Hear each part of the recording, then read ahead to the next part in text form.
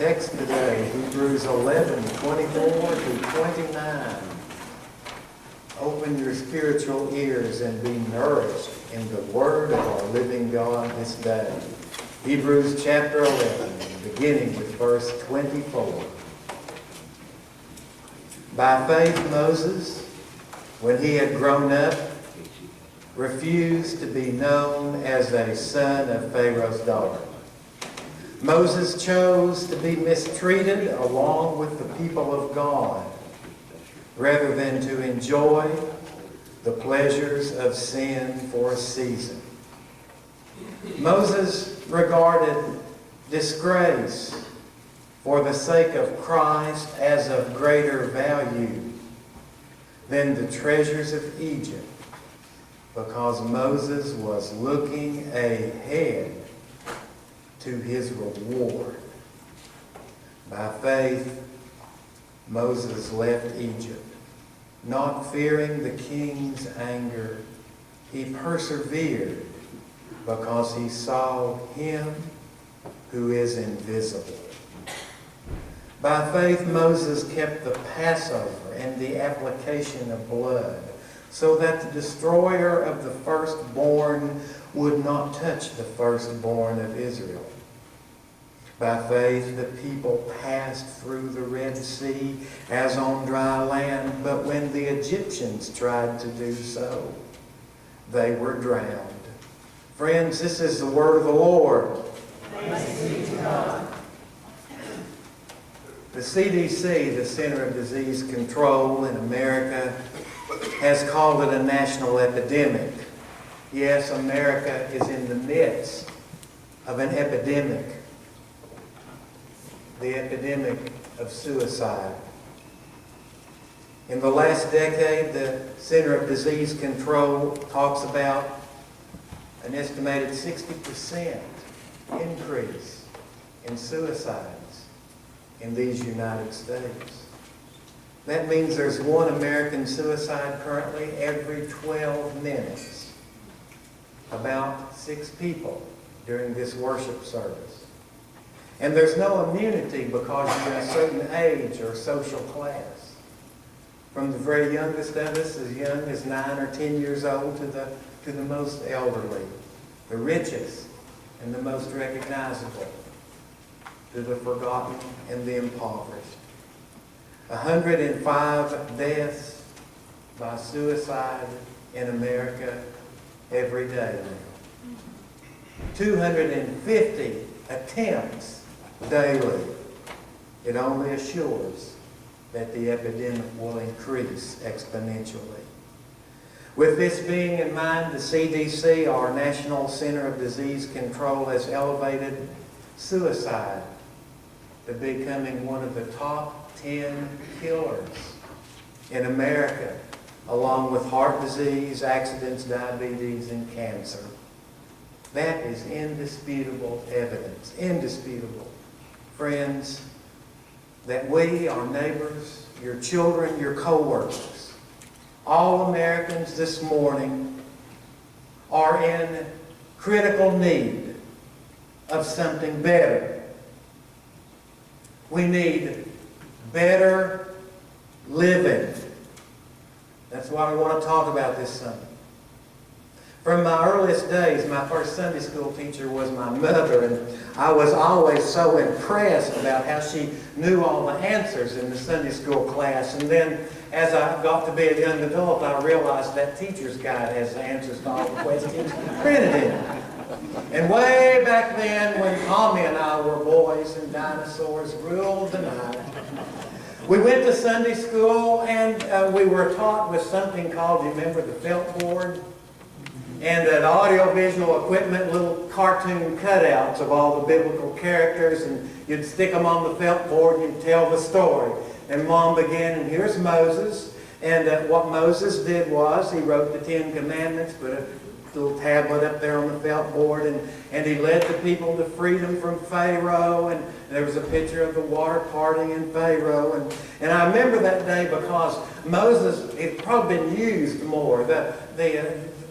The theme was learning about heroes of the Bible. And Moses wouldn't cooperate with Mom. He kept falling off.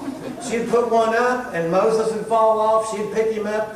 And then she went on, and she says, and Moses, and now we have Jesus as our glitter. Put Jesus up there smiling, and put him up on the felt board. Moses fell off. She's grabbing him. She's putting him back up. And Moses, the Romans crucified him on the cross. Put the cross up there surrounded by Roman soldiers with spears, and Moses falls off. She puts him back up there so that we can be set free from the devil. Yeah, we talked about the devil 40 years ago. Put the devil's picture on there. Moses fell off. And so then my mom, in kind of a panic, grabbed a thumbtack, put it right between Moses' eye, and stuck him to the felt board. In horror, I'm thinking, oh, the Romans crucified Jesus. Mom just nailed Moses to the felt board. Tune in next week, we'll see if he rises again. But he was a hero of the Bible lesson, and little kids in Sunday school, we learned it. You know, leading the people to freedom, 10 Commandments. He wrote the first 5 books of the Bible. I'll tell you what we did in Sunday school. And what are the first 5 books? And we're all going, Genesis, Exodus, Numbers, and Deuteronomy. And you remember doing that and the 10 Commandments and trying to say the 10 Commandments in Sunday school. But as I thought about the lesson of Moses' life over the decades, I realized that Moses did something even more significant and essentially significant for us this morning in the midst of this great American epidemic. Moses demonstrates for us the basic principles of better living. I should have got an amen right there. We'll work on that. First principle for better living is it's okay to be yourself. It is. It's okay. No matter how society or the bully at work or the bully neighbor, no matter, it's okay to be yourself. Because God created you to be you. You're not an accident.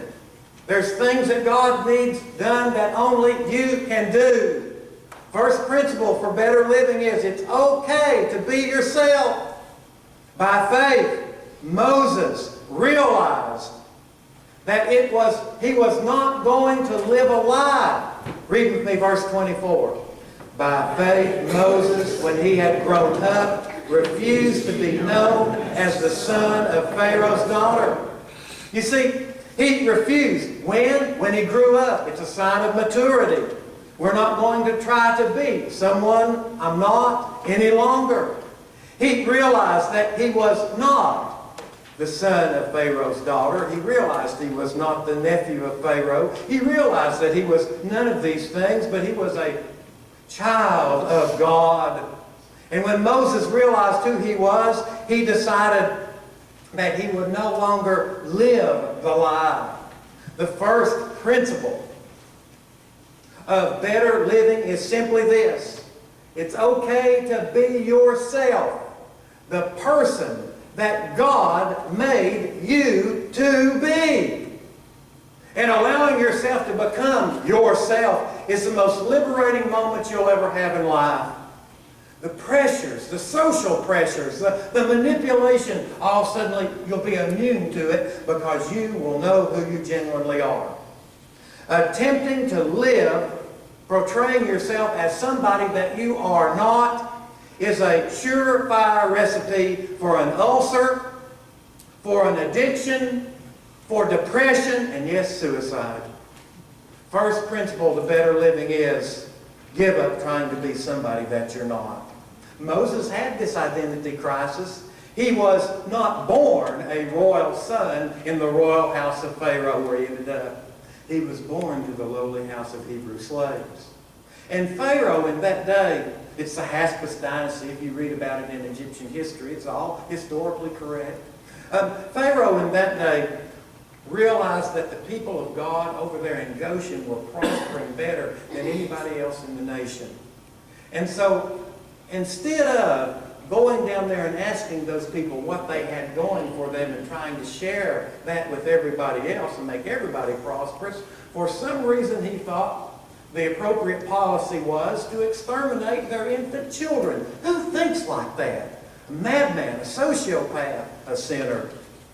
And so Moses' parents, they did not want this to happen to their infant child. Moses actually means son of the water. They made the story that bulrush story. Bulrushes, that's the reeds on the side of the Nile River. And they made a basket. It's called an ark, and that's a big style of a large basket, and they made it watertight with pitch. And you remember the story from when you were in children's church and Sunday school. They put baby Moses in the basket, pushed him out onto the Nile. And if you follow God's track for your life, you'll end up at the best possible place you could find yourself. And baby Moses on the Nile is driven to where? To the royal pavilion, the bathing salon pavilion on the banks of the Nile of Pharaoh's sister herself. She sees the little baby there and falls in love immediately, adopts him as her own, shows him to Pharaoh as her own. He's raised in Pharaoh's house as if he's a member of that dynasty, a prince of Egypt, second in line to the throne.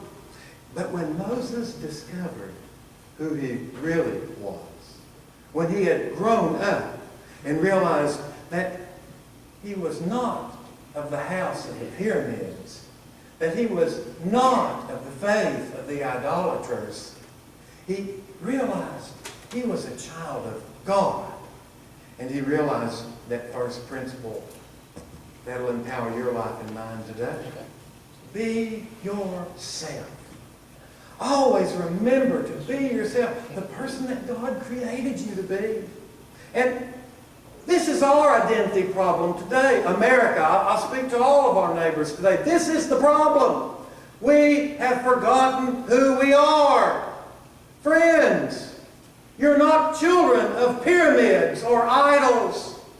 Our nation and our neighbors, we are children of a heavenly King that He created and destined for a heavenly kingdom, lest we lose that.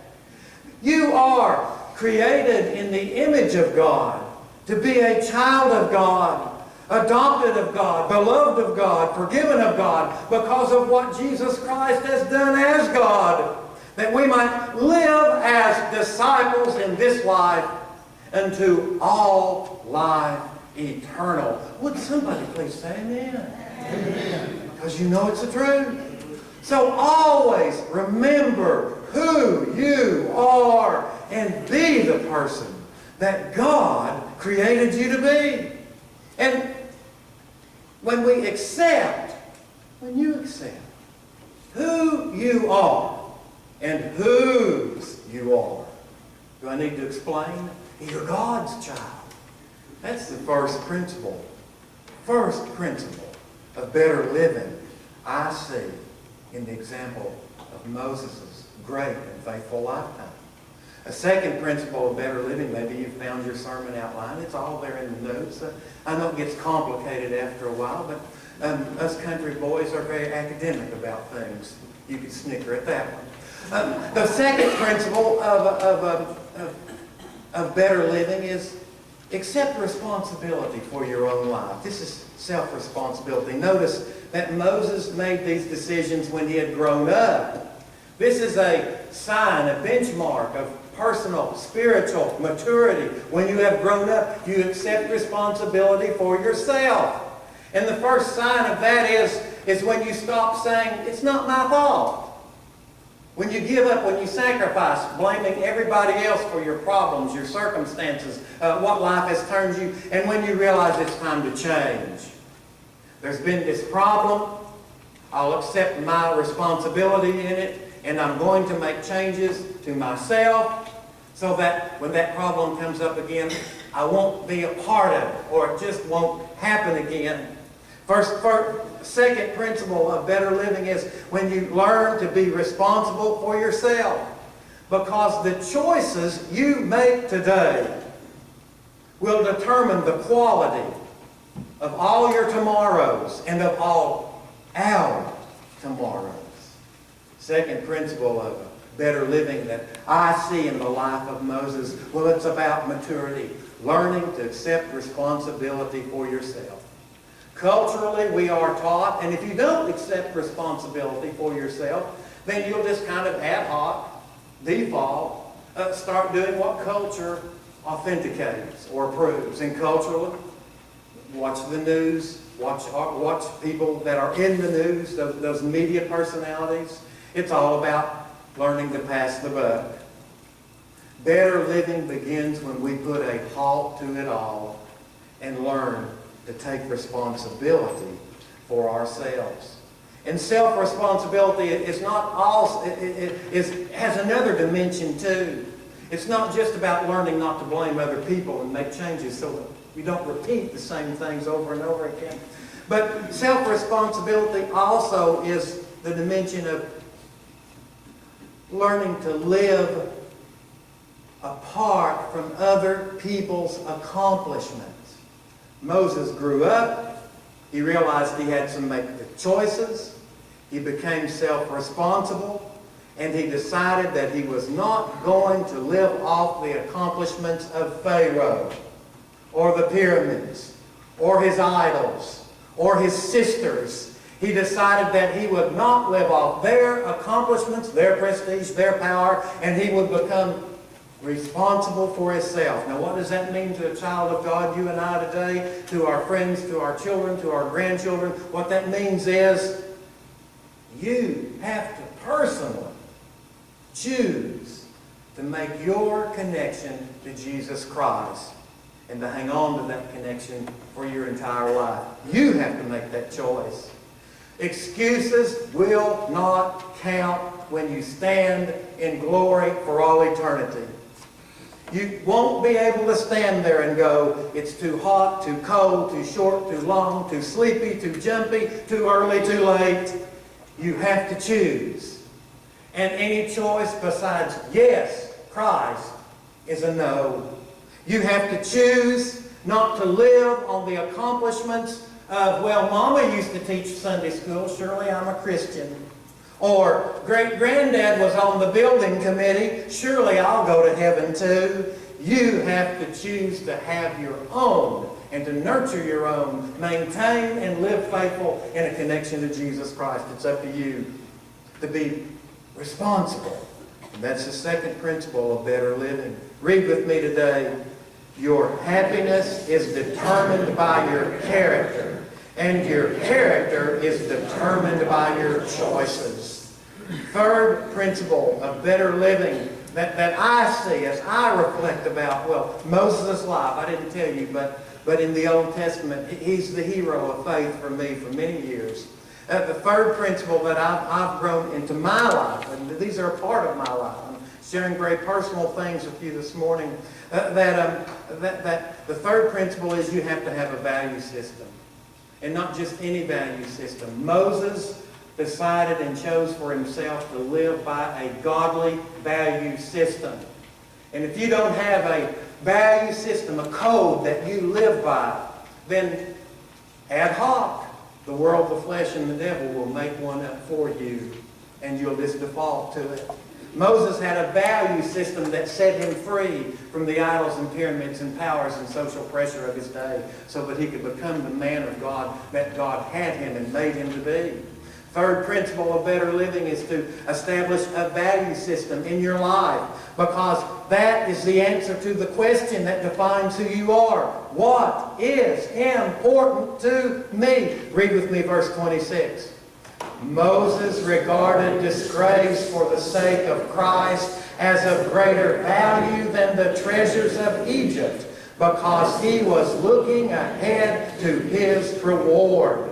And he did that because he had a value system that directed his life.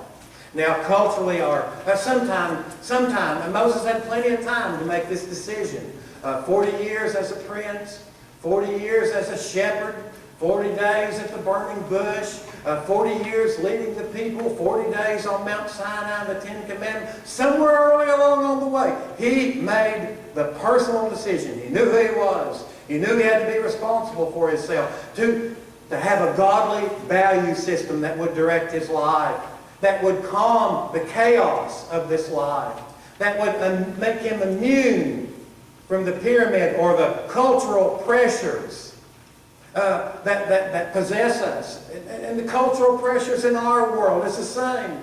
What do people ad hoc default just value? They don't have to make any decision about it at all. Pleasure, possessions, power, recognition. Sounds good, doesn't it?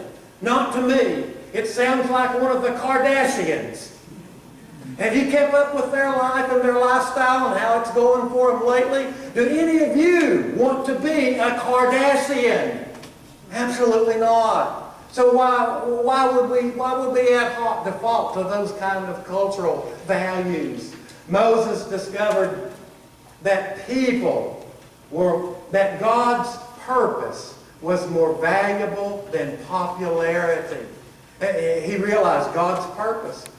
Verse 24, by faith when he had grown up, he chose to refuse to be the son of Pharaoh's daughter. Let me tell you something, status, symbol, recognition, power. I mean, do you think being the son of Pharaoh's sister guaranteed all these things? Certainly Moses had it all. But Moses realized something that is so essential that you and I should always remember to keep us on track. God's plan for my life, for your life, for Moses' life, God's plan for all creation is a better plan than any one of us individually could ever cook up on our own. Can you say amen to that this morning? Amen. God's plan is the best plan of all. Moses realized that popularity and pleasures do not last, but God and God's people are forever. So a second dimension to Moses' values that I see that he selected for himself is that people, God's purpose is more valuable, and people are more valuable than pleasures. And Moses, he already had every pleasure. If he wanted all of his grapes in the royal court peeled for the rest of his life, they would have been peeled in abundance. But when he heard the cries of the people in the world around him, he realized there was something better than pleasure. He realized that there was better living, and he answered the cries of the people of God. And when we do the right thing, initially it might seem to be costly or uncomfortable, but Moses' example is when we choose to do the right thing, the result is always better living. A third dimension to Moses' value system is that Moses realized, you see it in his actions, God's peace is more valuable than any possession. And I believe you read there in the Bible story, and Moses, he's developed this value system, and he realizes what's really valuable. And read with me one more time, verse 26 this morning. Moses regarded disgrace for the sake of Christ as of greater value than the treasures of Egypt, because he was looking ahead to his reward. Moses has become a personal, biblical hero to me personally because he knew who he was. And he knew that happiness was determined by your choices. And that he knew that to make good choices, you had to be responsible for yourself. And your choices are determined by your values. And if you have a godly value system, then you will suddenly be immune to the pressures and the bullying and the manipulation of cultures and people around you to do that which you would not want to do in the first place, because you realize that it is of no value. And finally, Moses was able to do all of this because he never took his eyes off God's goal for his life. Read with me verse 27. By faith Moses left Egypt, not fearing the king's anger, because he saw him who is invisible. Moses had a vision the fourth principle of better living that seals this all together and empowers you to live better is don't take your eyes off God's reward for you. Or I'll make it simpler. Keep your eyes on heaven, where you are headed. Keep the vision alive and you will be alive. You can aspire to be the head. You might aspire to be the head of your neighborhood or your little corner in this life, or of your little clan or of your little group. You can aspire to be the head. But when you start looking ahead to what God has in store for those who follow Him faithfully and love Him, if you keep your eyes on looking ahead, you will discover Moses' vision. A vision of better living. Moses is a hero of faith to me because not so much of his accomplishments we learned as little kids in Sunday school. They were great. But because he had this vision to keep his eyes on what was yet ahead rather than being manipulated by what was here and now.